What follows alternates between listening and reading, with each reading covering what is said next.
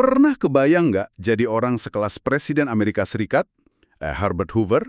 Hmm, Seharian penuh bikin keputusan yang nentuin nasib jutaan orang. Terus di akhir hari, dia bilang, bayangan saya tentang sorga itu adalah tempat di mana nggak seorang pun perlu bikin keputusan lagi. wow. Gila ya, itu nunjukin kalau bikin keputusan itu capeknya luar biasa. Bahkan buat orang paling berkuasa sekalipun.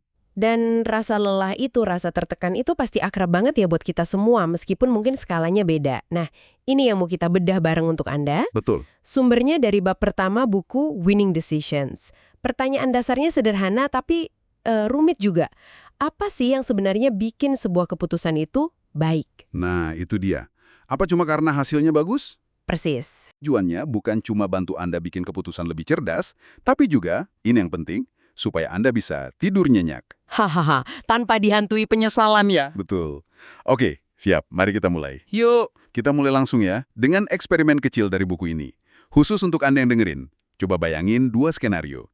Skenario pertama, di depan Anda ada dua koin. Oke. Kalau Anda pilih koin nomor 1, peluang menangnya 55% untuk dapat $10.000. Anda pikir, oke, peluangnya lebih besar. Saya pilih koin nomor 1. Masuk akal. Koinnya dilempar.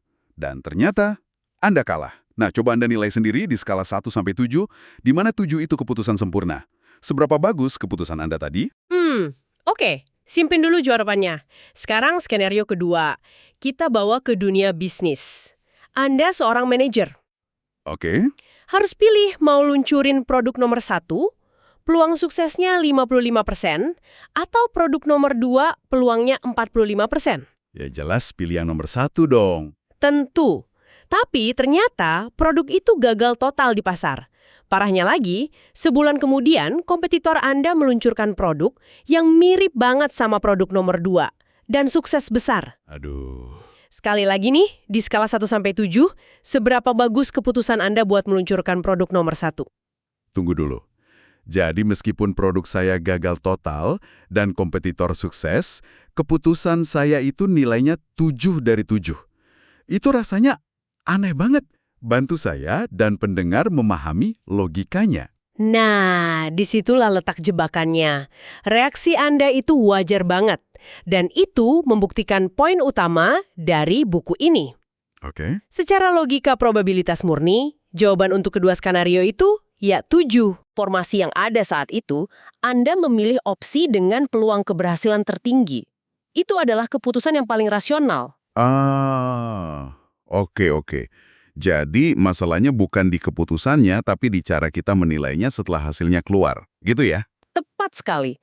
Kita cenderung menyalahkan diri sendiri karena hasil yang buruk, padahal keputusannya saat itu sudah benar. Ini yang namanya bias hasil atau apa istilahnya? Outcome bias. Kita menilai kualitas sebuah keputusan dari hasilnya, bukan dari prosesnya. Padahal, dunia ini kan penuh ketidakpastian. Ada yang namanya nasib buruk, ada juga keberuntungan. Kalau kita terus-terusan menghukum keputusan bagus yang kebetulan hasilnya jelek, lama-lama kita jadi takut.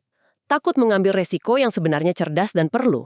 Nah, di buku ini ada kutipan bagus dari Robert Rubin, mantan Menteri Keuangan AS. Dia bilang, menilai hanya dari hasil itu berbahaya. Kenapa berbahaya? Karena bisa membuat kita jadi terlalu konservatif. Padahal, dalam bisnis atau hidup, kadang kita harus ambil resiko yang udah diperhitungkan. Kunci untuk dapat hasil baik secara konsisten, ya prosesnya. Proses pengambilan keputusan yang baik. Untuk bantu Anda memetakan ini, penulis buku menyajikan sebuah matriks yang sangat jernih. Bayangkan ada 4 kotak. Oke. Kotak pertama, kalau Anda punya proses yang baik dan dapat hasil yang baik, itu namanya kesuksesan yang layak. Deserved success. Ini yang kita semua mau. Oke, itu idealnya. Tapi gimana kalau prosesnya sudah bagus, tapi hasilnya jelek? Kayak di contoh tadi. Nah, itu masuk kotak kedua. Proses baik, hasil buruk. Buku ini menyebutnya nasib sial, bad break. Betul, ini penting untuk diakui supaya kita nggak menyalahkan proses yang sudah benar dan nggak mengubah strategi yang sebenarnya udah solid hanya karena sekali kena sial. Lalu sebaliknya, ini yang mungkin sering kita lihat. Prosesnya asal-asalan, nggak pakai data, ikut-ikutan, tapi kok ya berhasil? Itu dia kotak ketiga. Proses buruk, hasil baik namanya. Keberuntungan semata, dumb luck. Bahayanya di sini adalah orang yang mengalaminya bisa jadi sombong. Merasa jenius ya? Betul, mengira dia jenius padahal dia cuma beruntung. Dia akan terus mengulangi proses yang buruk itu sampai akhirnya ya gagal. Dan yang terakhir, sudah bisa ditebak. Proses buruk, hasil buruk. Ini yang disebut keadilan puitis, poetic justice. Ini yang biasanya kita sebut karma ya. Rasanya memang setimpal. Betul. Jadi pelajaran utamanya jelas, satu-satunya hal yang bisa Anda kendalikan adalah prosesnya. Harapan terbaik Anda untuk sukses dalam jangka panjang adalah dengan menjalankan proses keputusan yang baik, lalu diikuti eksekusi yang baik. Kayak kata Eisenhower yang dikutip di buku ini ya, rencana itu tidak ada artinya. Perencanaan adalah segalanya. Persis. Prosesnya itu loh, bukan selembar kertas rencananya. Oke, jadi kita sepakat proses itu penting. Tapi proses yang baik itu kan terdengar abstrak ya. Untungnya, buku ini memberikan peta jalannya. Dan analoginya dari Alice in Wonderland ini pas banget. Iya kan? Alice tersesat terus nanya ke kucing Cheshire, "Tolong beritahu aku jalan mana yang harus kuambil." Kucingnya jawab, "Ya tergantung kamu mau kemana." Persis, kita nggak bisa memilih jalan yang benar kalau kita nggak tahu tujuannya. Nah, proses pengambilan keputusan yang baik itu adalah peta jalan yang membantu kita. Menurut buku ini, peta jalan itu punya 4 tahapan. Apa aja tuh? Tahap pertama adalah pembingkaian. Framing. Framing, jadi ini soal menentukan sudut pandang masalahnya ya. Memastikan kita ngerjain masalah yang benar, bukan cuma sibuk cari solusi buat masalah yang salah. Tepat sekali. Ini tahap paling fundamental. Apakah masalah kita ini soal meningkatkan penjualan atau soal meningkatkan profitabilitas? Itu dua bingkai yang sangat beda. Dan solusinya juga bakal beda jauh ya. Betul. Tahap ini sifatnya ekspansif. Kita harus buka pikiran seluas-luasnya. Oke, setelah masalahnya dibingkai dengan benar, tahap kedua, pengumpulan informasi. Gathering intelligence. Ini jelas ya, kita cari data, fakta, riset. Tahap ini juga masih ekspansif kan? Betul. Nah, setelah kita merasa punya cukup informasi, kita masuk ke tahap yang sifatnya menyempit atau convergent. Tahap ketiga, menarik kesimpulan. Coming to conclusions. Di sini kita nimbang-nimbang pro dan kontra. Betul, menganalisis data dan akhirnya memilih satu jalan. Kebanyakan orang berhenti di sini. Benar. Begitu keputusan dibuat, rasanya pekerjaan udah selesai. Oke, meeting selesai. Kita udah putuskan. Padahal ada satu tahap lagi yang menurut buku ini justru paling krusial. Tepat. Tahap keempat yang paling sering dilupakan. Belajar dari pengalaman. Learning from experience. Evaluasi ya. Iya. Setelah keputusan dijalankan dan hasilnya terlihat, baik atau buruk, kita harus berhenti sejenak. Apa yang berjalan baik? Apa yang salah? Apa yang kita pelajari dari proses ini buat keputusan berikutnya? Tanpa tahap ini, ya kita bakal terus ngulangin kesalahan yang sama. Yang menarik, buku ini juga bilang kalau prosesnya nggak harus kaku berurutan kan, bisa bolak-balik. Betul sekali. Mungkin pas lagi ngumpulin informasi, Anda nemu data baru yang mengejutkan. Oh, Data itu bisa bikin Anda sadar, wah, jangan-jangan cara kita membingkai masalah di awal salah. Lalu Anda kembali lagi ke tahap pertama untuk framing ulang. Proses ini sangat dinamis. sekarang pertanyaan untuk Anda yang mendengarkan.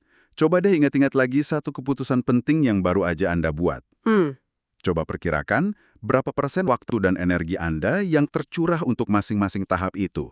Framing, ngumpulin info, nyimpulin, sama belajar. Pertanyaan itu juga diajukan oleh penulis buku ini dalam seminar mereka untuk para eksekutif. Dan datanya benar-benar membuka mata. Gimana hasilnya? Ternyata, alokasi waktu aktual para eksekutif itu rata-rata begini. Untuk pembingkaian, cuma 12%. 12%? Gila sih. Sedikit kan? Pengumpulan informasi 40%, menarik kesimpulan 35%, dan untuk belajar cuma 13%. Kenapa ya kita cenderung gitu? Apa karena kita ingin cepet-cepet terlihat sibuk ngumpulin data biar kelihatan kerja? Persis. Ada yang namanya bias terhadap aksi. Membingkai masalah itu kan rasanya pasif. Kayak melamun. Sementara ngumpulin data, bikin spreadsheet, nelpon orang, itu terasa produktif. Padahal kalau bingkainya salah, kita cuma jadi sangat efisien dalam mengerjakan hal yang salah. Sibuk, tapi nggak produktif. Tepat. Dan di sini momen ahanya. Setelah para eksekutif itu belajar tentang kerangka 4 tahap ini, mereka ditanya lagi, Kalau gitu, gimana alokasi waktu yang Anda inginkan di masa depan? Jawabannya berubah total. Gimana perubahannya? Perubahannya drastis. Alokasi ideal mereka jadi pembingkalian naik hampir 2 kali lipat jadi 22%. Pengumpulan informasi turun sedikit jadi 33%. Menarik kesimpulan juga turun drastis ke 22%. Dan yang paling signifikan, Belajar ya? porsi untuk belajar melonjak jadi 23%. Wow. Jadi intinya, para profesional ini sadar kalau mereka menghabiskan terlalu sedikit waktu di awal, yaitu pembingkaian, dan di akhir, yaitu belajar. Kita terlalu cepat lompat ke solusi sebelum benar-benar paham masalahnya. Dan ini membawa kita pada ide yang menurut saya paling kuat dari seluruh bab ini. Sebuah langkah yang sering terlewat bahkan sebelum langkah pertama dimulai. Semacam langkah nol ya? Tepat.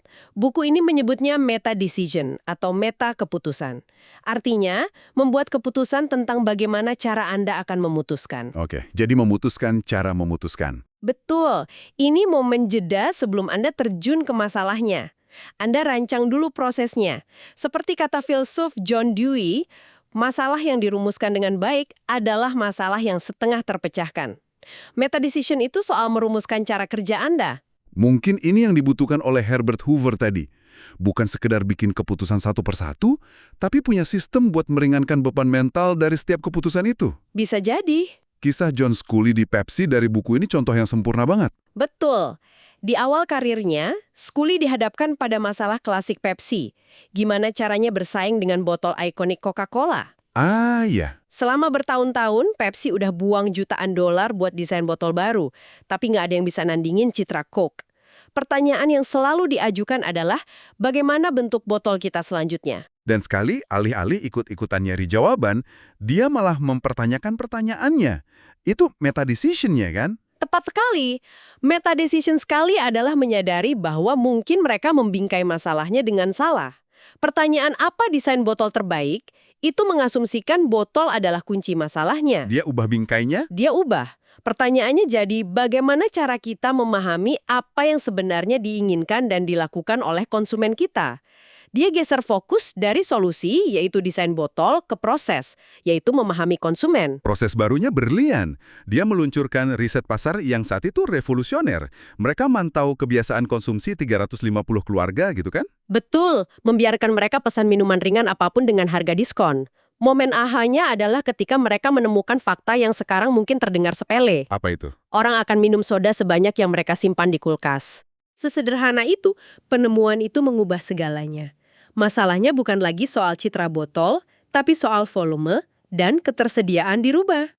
Oh, jadi kalau orang punya banyak Pepsi di rumah, ya mereka akan minum banyak Pepsi. Tepat.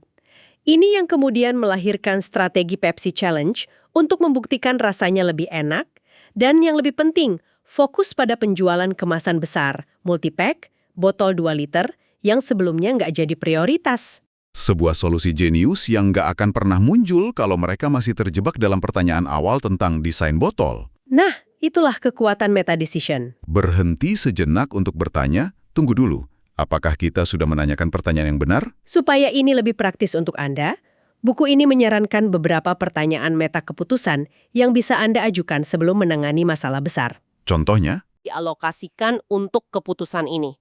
Apakah ini keputusan saya sendiri? Atau perlu melibatkan orang lain? Kalau iya, siapa dan apa peran mereka di setiap tahap? Ada lagi yang bagus. Bagaimana seseorang yang saya kagumi akan menangani masalah ini? Oh, itu bagus. Pertanyaan itu maksa kita keluar dari cara berpikir kita yang biasa. Atau untuk keputusan kelompok, bagaimana kita akan menyelesaikan perselisihan jika nanti terjadi? Menetapkan aturan main di awal bisa menyelamatkan banyak drama. Buku ini memberi contoh lain yang sangat relevan.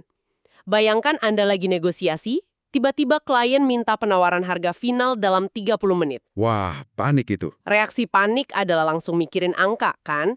Tapi dengan meta decision, pertanyaan pertamanya bukan berapa harganya, melainkan bagaimana cara terbaik menggunakan 30 menit ini. Bener juga. Mungkin 10 menit pertama dipakai buat framing ulang. Ini tekanan sungguhan atau cuma taktik negosiasi klien. Bisa? Terus 10 menit berikutnya buat belajar. Kita lihat data transaksi terakhir yang mirip.